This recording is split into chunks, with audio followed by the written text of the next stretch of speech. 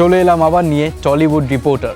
Director রাজ চক্রবর্তীর প্রত্যেকটি ছবিতে কোনো না কোনোভাবে জড়িত সঙ্গীত বাংলা।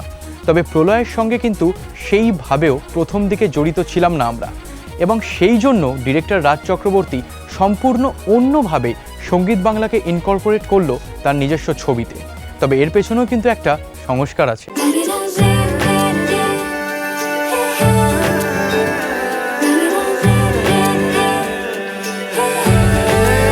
সঙ্গীত বাংলা অফিসটা আজকে আমাদের প্রলয়ের একটা সেট বানানো হয়েছে। এটা বেসিক্যালি নিউজ অফিস করা হয়েছে।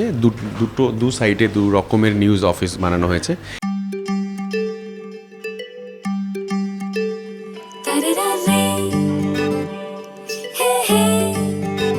বেসিক্যালি পরান্দা আসছে রিপোর্টারদের থেকে কিছু বা নিউজ অফিসগুলোর থেকে কিছু হেল্প নেওয়ার জন্য। তো সেখানে যাওয়ার পর তাদের মানে কী ধরনের হেল্প বা কী ধরনের কথাবার্তা হচ্ছে এরকম একটা সিকোয়েন্স ছিল এখানে। আচ্ছা, বরুণ বিশ্বাসের আপনাকে তো বললাম বরুণ বিশ্বাসের খবর এখন মার্কেটে ভালো খাবে না। খাবে না?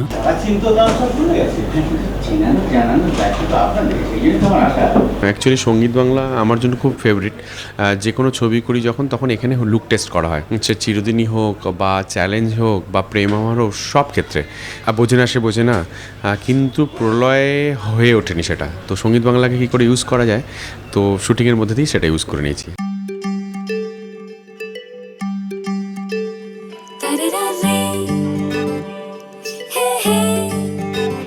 আমার মনে হয় এটা আমার জন্য গুড লাক বা গুড থিংস একটা ব্যাপার আর কি। সঙ্গীত বাংলায় কিভাবে শ্যুট হলো প্রলয়, সেটা আমার থেকে অনেক বেটার বলতে পারবেন পরাণ বন্দ্যোপাধ্যায়, কারণ তিনি নিজেই এই শ্যুটে অংশগ্রহণ করেছিলেন।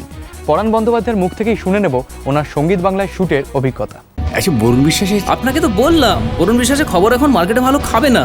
খাবে না? বরুণের খবরটা নিয়ে বিনোদ বিহারী দত্ত সে বিভিন্ন মানে প্রিন্টিং অফিসে যাচ্ছে, নিউজ প্রিন্টের অফিসে যাচ্ছে, গিয়ে যে খবরটা নতুন করে আবার মানুষের সামনে হাজির করা যায় কিনা। কিন্তু সব জায়গা থেকেই তারা বলছে না, ওখানে এটা আর এখন নিউজ নেই, পুরনো হয়ে গেছে, তা বরুণকে এখন কেউ চেনে না।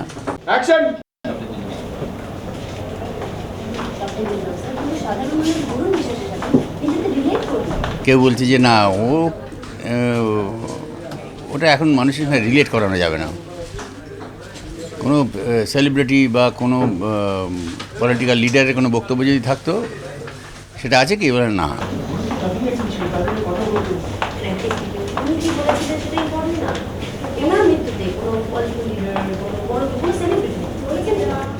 তাহলে এটা হবে না, এটা সেলেবল হবে না এইসব নিউজ।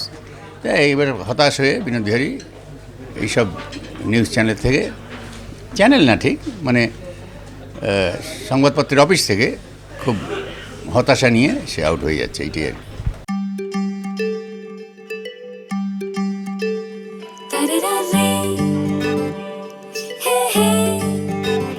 হ্যাঁ, কিন্তু সঙ্গীত বাংলার অফিসে করতে গেলে সেটা থেকে একটা মানে নিউজ পেপারের অফিস তৈরি করতে হয়েছে।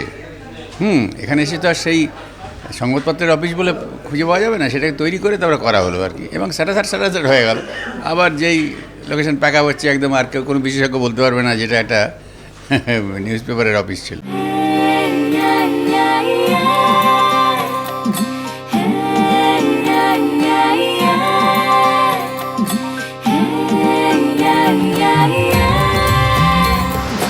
প্রলয়ের শুটিংটার ক্ষেত্রে ম্যাক্সিমাম সঙ্গীত বাংলায় যারা আছে আর কি, যারা স্টাফ, যারা এখানে কাজ করে সারাক্ষণ, যারা সঙ্গীত বাংলার ফ্যামিলি মেম্বার, তাদেরকে নিয়ে এখানে শ্যুট করা হয়েছে। সে বিদুলা অ্যাকচুয়ালি সঙ্গীত বাংলাতেই আগে কাজ করতো রিপোর্টার হিসেবে, এখনও আমাকে অ্যাসিস্ট করে, বাট অভিনয়ে ওকে জোর করে করানো হয়।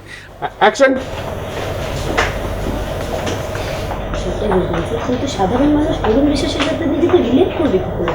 বলুন তো, তাদের একদিন ছিল, তাদের কথা বলতে সেদিন ফ্যান্টাসি দিন উনি কি বলে গেছেন সেটা ইম্পর্টেন্ট না। ওনার মৃত্যুতে কোনো পলিটিক্যাল লিডার, কোনো বড় কোনো সেলিব্রিটি কিছু বলেছেন কি? আজকে কীর্তিকে ফ্রন্ট ডেস্কে যে বসে, কীর্তিকে দিয়ে অভিনয় করানো হয়েছে।